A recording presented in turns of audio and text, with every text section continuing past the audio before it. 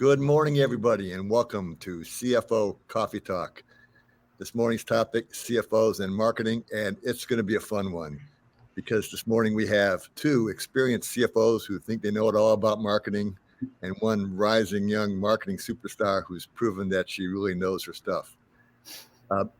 From St. Petersburg, I'm Phil Nahajewski from Orlando, Florida, and from St. Petersburg, we have my Florida CFO partner and the current chair of the Florida CFO Group Marketing Committee, Jim Dietz. Good morning, Jim.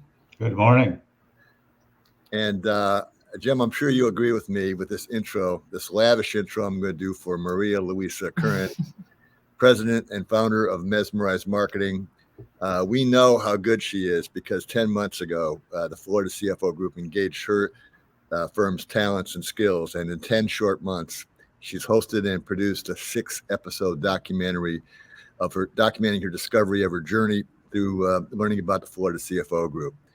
She's really amped up both the quality and quantity of our content on LinkedIn, on our blog, and our newsletter, and the LinkedIn views are up 10x because of it. While doing that, she also implemented our CRM system, HubSpot, and oh, by the way, she also had a baby in April. So let me introduce to our audience the amazing, awesome Marialuisa Curran. Good morning, Maria. Good morning. Thank you for that lovely introduction, Phil. I hope you were sufficiently embarrassed. Definitely. Let's start our show, Marialuisa, by having you just give our audience a little background about yourself and mezmRISE Marketing. Sure, absolutely. I actually started my career in public relations, working in the agency world and having the ability to dip my toes in a lot of different industries and doing a lot of media stories. And really what drew me to that career was that I was always an inquisitive type person, wanted to be a journalist, wanted to ask a lot of questions. And I found that the marketing avenue allowed me to do all of that, be as creative as I wanted in different areas where I wasn't just writing or producing, but being able to, create different projects. So I really love that about marketing itself, and the agency world gave me the ability to do that. So I spent some time in agencies and had the opportunity to go into a lot of different industries, mostly in healthcare and technology, and in different environments from nonprofit to agency and corporate, and then really found my heart back into the agency and consulting world, which is why mezmRISE Marketing exists. Very good. And Jim, I know you have some marketing in your past. Tell us about your deep dark past pre-CFO. Yeah, my deep dark path. So I started out as an auditor with Arthur Andersen back in the good old days of the big 8 firms.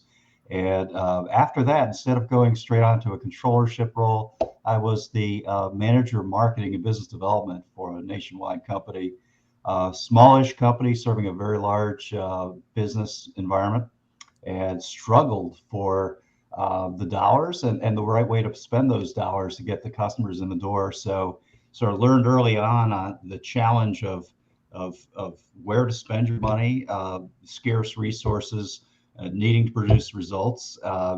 And so I carried that with me. So then as I began to work with larger companies, I'd always introduce myself into the marketing annual review processes.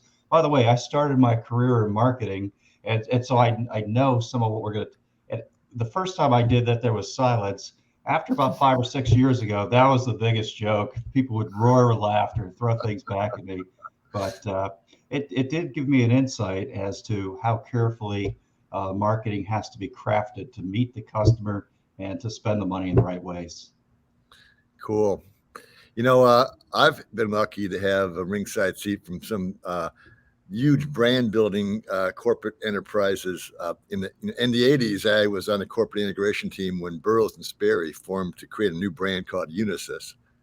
And then about 20 years ago, I was the CFO for Bright House, Florida. We created a brand new brand from a spinoff from Time Warner Cable. So I know what it takes to build a brand when you have a big budget. Now that we are fractional CFOs and working and supporting a lot of companies with small budgets, the question I want to ask you, Marialuisa, is how do business owners without the Procter and Gamble, Coca-Cola sized media budgets, build a big brand? Yeah, it's a great question, and I get it. I get it very often, and a lot of people. The biggest, the key factor is you really want to be as efficient as possible and use as much creativity as possible. In our case, finding the right partners, the right um, marketing experts that can take a little and do a lot with it. We have the fortunate ability these days to use social media to our advantage. So there's a lot of different ways where there are low cost entries to be able to reach a lot of contacts and a lot of people. And often if your brand and your product is strong and you work at it to make it strong, it's easy to talk about. And then once you get that ball rolling with customers start to talk about it. And you've got these cheerleaders and these built-in brand ambassadors and a platform that really has little to zero cost to be able to promote it. And so really getting creative and finding the right person to organize that plan and put it together and then execute on those ideas by making it happen, getting some creativity on paper, finding the right tools to help you create the graphics or the right people to help you create the graphics, and being able to share that information on social media platforms and email marketing. Very good. And Jim knows one of my favorite marketing quotes is from Jeff Bezos. Advertising is a price you pay for being unremarkable. So Marialuisa, thanks for helping us become remarkable in our marketplace. Jim, as chair of the Florida CFO Group Marketing Committee, add some perspective to how a group like us with a small budget brands ourselves. Well, marketing is all about products or service, whatever it is you're providing to your customer base. And the best thing you can do for a customer, I'm a customer, we're all customers, right, is to give them the opportunity to experience and to get to know what the product or service is before they commit. Everyone's a little nervous about making that decision. Do we choose this CFO group? Do we choose this brand of laundry detergent? So what Marialuisa does and what the marketing committee tries to support is the opportunity to see a little bit of us in action. So we try to be thought leaders. We try to give an insight into the day of a CFO or what we provide. And the 6-episode documentary that Marialuisa provided with all of our input and our clients as well, I think gave prospective clients a real insight. And we try to do that throughout. So content marketing is all about thought leadership, sharing some things that we've done, sharing some ideas or suggestions. And it's absolutely fine if someone visiting our page or watching our newsletter or videos takes away something and doesn't engage with us. So we're trying to add value at every stop. And I think that's where you add credibility, and that's where you attract prospective clients to the CFO group. Yes, well said.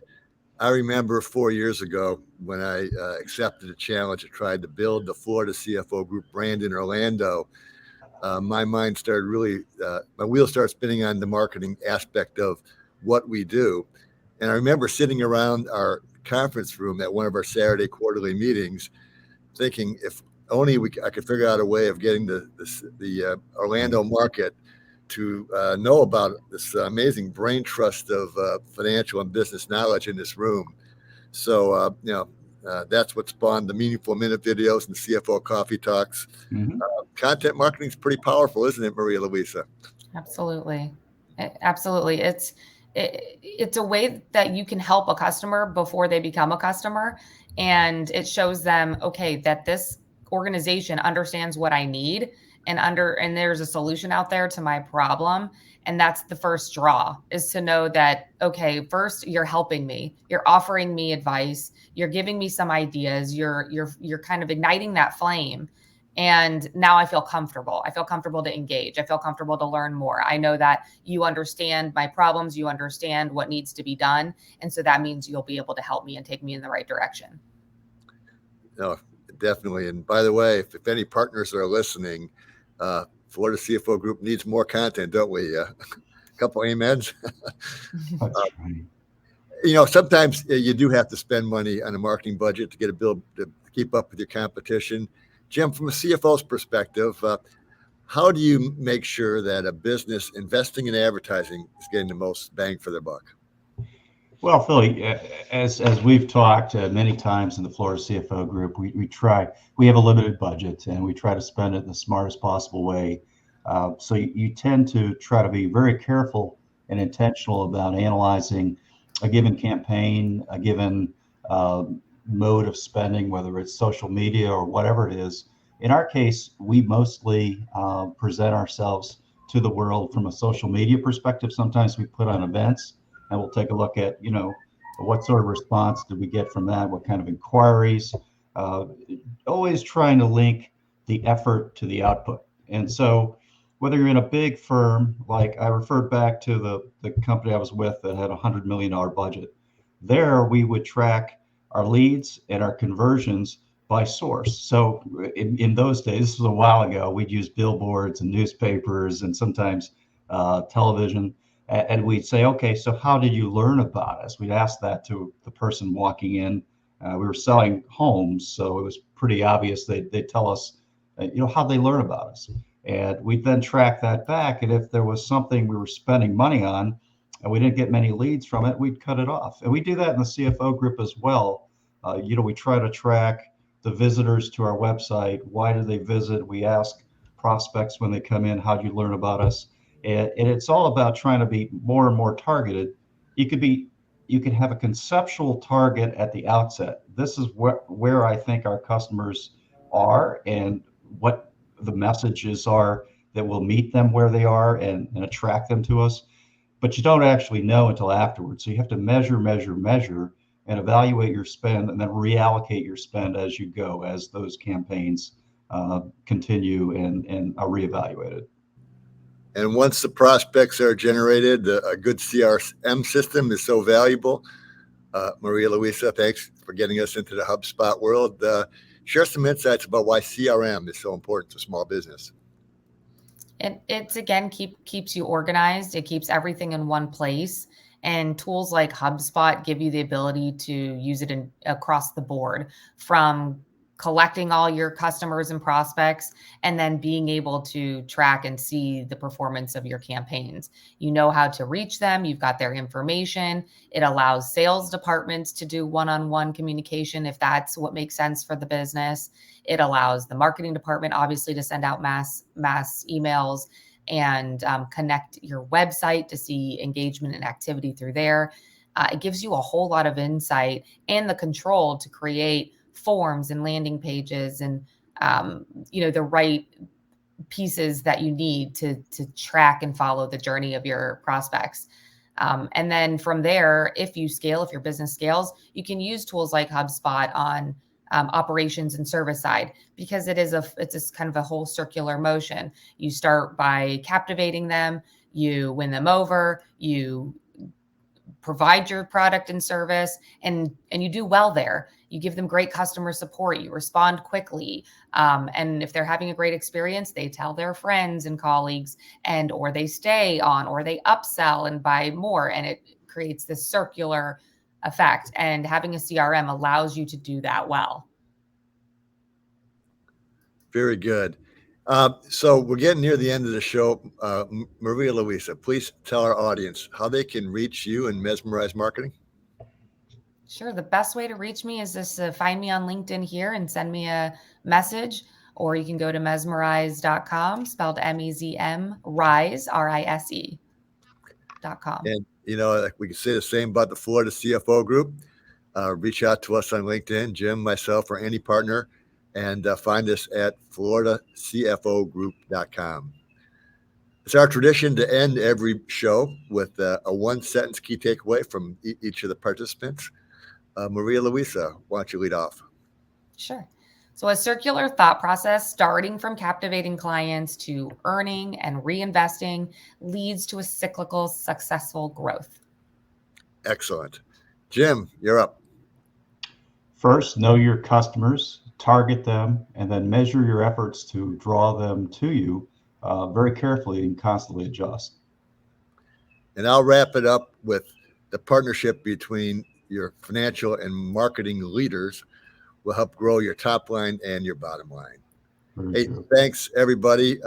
Thank you, Marialuisa. Jim, we hope to see you all next week on the next CFO Coffee Talk. Bye, everybody. Thank you. Bye-bye. Thank you.